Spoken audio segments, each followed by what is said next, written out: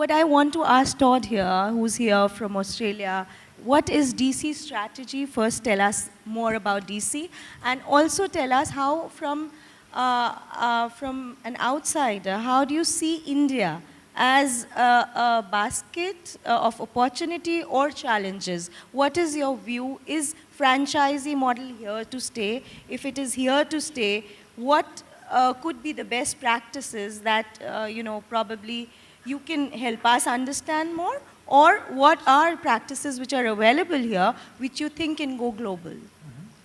Thank you. DC Strategy is a franchise developer. We develop networks and brands, and we expand them around the world. We work with existing brands as large as McDonald's and Starbucks, and emerging brands that grow within their countries and are expanded internationally. I certainly agree with Gaurav that the opportunity for Indian businesses to expand internationally is substantial. And it's one of the opportunities I see, one of the great opportunities, because we have networks and brands in Australia that are now expanding right around the world. One of our clients recently that we're involved in granted a master franchise in Afghanistan. And it goes both to the geographic spread that a network can achieve if it thinks globally, and also to the benefit of franchising. Who would dream of opening a company-owned operation in Kabul? Yet we have a motivated owner-operator who's going to operate that business. And our company helps facilitate that process and thinking. We develop franchise programs. We're a law firm that works with trademarks and obviously the legal documentation. We develop business technology and business systems to allow scale, and again, cloud-based systems are the future. You must go that way. We develop the brand and marketing strategies for our clients, and we also recruit individual franchise owners and recruit master franchisees for these brands. So I've been coming to India for about 25 years. I remember landing in Bombay at the old airport and feeling that I was landing on top of the humpies that were next to the airport. And I've just got to say, India, every year I come here, I can see the enormous opportunity and the massive growth of opportunity. And I see that India is on the cusp of very, very significant growth in franchising, because I see that your emerging middle class is becoming more interested in doing business with organised retail and organised businesses than it is with doing business with disorganised retail and businesses as their parents did. And we see this is the start of the emergence of real opportunity here in India. I see obviously the opportunities to expand internationally, but the market opportunity here is so great. And we heard Gaurav this morning mentioning how small the number of franchise networks are that have grown in Australia. In India, there's only 150 companies that have grown to what I describe as serious critical mass. And so probably the 3 points that I would put to you that are takeouts from our experience in developing franchises and networks and brands, I think one is the core of this is the welfare of the owner-operator that must come from a proven and profitable business model. And I don't tell, I think every franchise professional in this room understands that. But I want you to also understand what I've coined as Young's first law of franchising, and that is every franchisor will get the franchisee they deserve. So never ever complain about your franchisee, because who developed the business model? Who recruited, screened and selected the franchisee? Who trained the franchisee? Who inducted them? And who helped manage them with their business system? So the development of your business process, I think, is absolutely critical.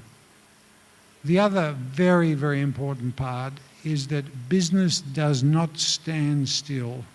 You need to continue to innovate because your consumer is changing.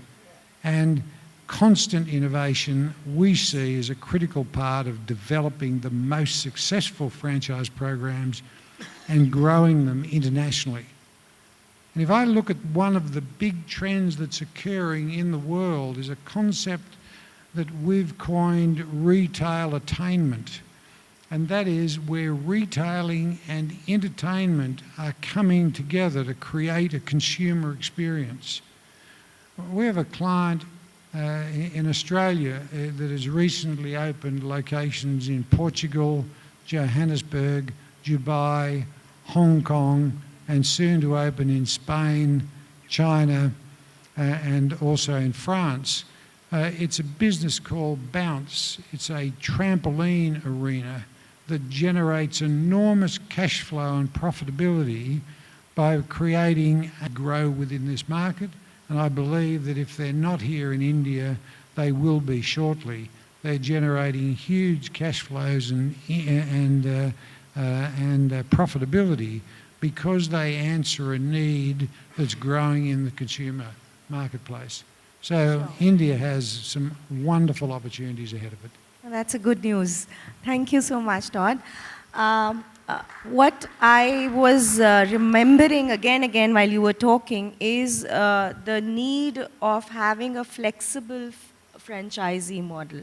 You know, one needs to be flexible enough to change, to adopt, to change. With the coming of new technology, e-commerce is something that we just can't close our eyes. Nobody can turn ostrich right now. It is here to stay, and of course for good. So particularly in your category, Gaurav, how do you see, omnipresence is something which every manufacturer, every retailer, everybody wants to be omnipresent. But how is the franchisee taking this up? Are they geared up? Are they trained enough? Do they have resources? I think Sandeep can also answer this partly. So, sure. So e-commerce is a reality, as you rightly said, and in the longer run, and it's a topic which generates a lot of debate and discussion. So let me take a deep breath and then speak. But I think it is, in the long run or even in the medium term, it's an opportunity. It's actually a tremendous opportunity. I think it is essentially mapping the direction in which the consumer is moving. In the short term, it is disruptive because of the manner in which the e-commerce game is being played at this stage. And there are various points of view. You can, one school of thought is that, this does not make sense. How can you sell something which is for 100 rupees, for 50 rupees, and how long can you do that? And how long can you lose money? Because it's very obvious that that is how the game is being played. On the other side, the school of thought is that this is an investment towards building a habit and getting consumers to engage with the medium and therefore get used to it, to understand it, and there will be a retention at some point in time. What's undeniable is that consumers are adopting the digital world, even if it is not necessarily for purchasing, definitely for browsing, for awareness, for finding out what the brands are offering and what services are available. It's definitely a medium that's going to exist. So the only thing for those of us who are not on the e-commerce side is to embrace the opportunity of e-commerce. Another important fact about, and this is emerging, and most thought leaders in this space are advocating, that pure play retail is not the future, whether you are offline or whether you are online. Just like I was mentioning, Amazon's opened its first bookstore. There is a strong buzz that even a player like Amazon, the giant of e-commerce globally, is looking at a strong offline play.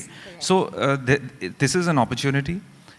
Specifically so omni-channel, which lies in between of pure offline and pure online, is definitely the future.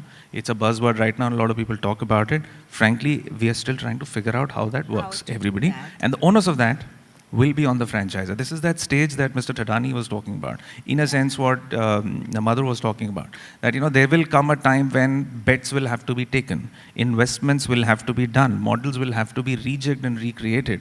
That investment, just like Rod said, The onus will be on the franchisor to develop that model, and once that model is settled and set, roll it out to the franchisees. And for such time, depending on what your equation with the franchises is, either they hold their breath and they walk with you. If they're not in a position, you take a call and you support them.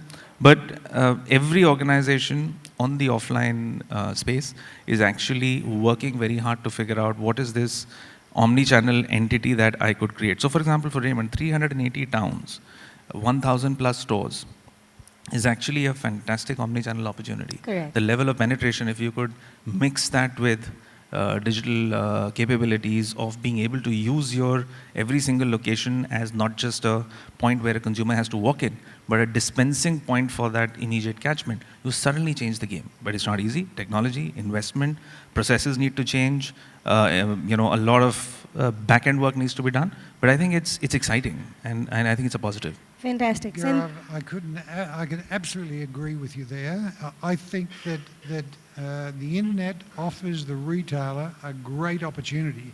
The interesting observation we've found is that you do not have to be the cheapest to win on the net. And so it's very important that you don't cannibalize your retail network by pricing your online offer, because our consumers are buying online. And part of our strategy as a brand owner must be to satisfy the demands of our consumers. And if you're not buying from the net, ask your children, are they buying from the net? They're our consumers of the future, and we need to satisfy them. Correct.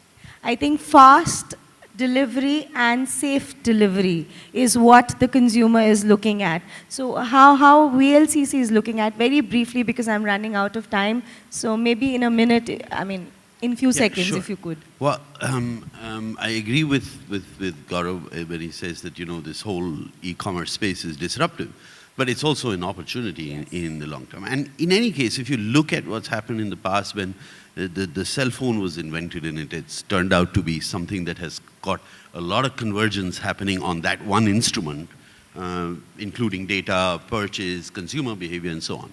And that's exactly what's going to happen if I can do a bit of crystal gazing when it comes to how e-commerce or the whole digital space will work for retailers or service providers, which is that, none of them will possibly survive on their own. But yes, there is a sum of parts which is likely to be greater if we were to both invest in either of the two business models.